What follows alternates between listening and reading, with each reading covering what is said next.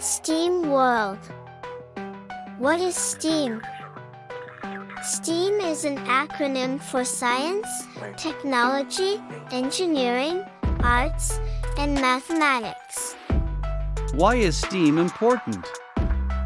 Emphasize the importance of combining these subjects to develop students' creativity, problem-solving skills, and practical abilities. Components of STEAM. 1. Science. Conduct simple experiments and explore the natural world. 2. Technology. Use technology tools and software to create products.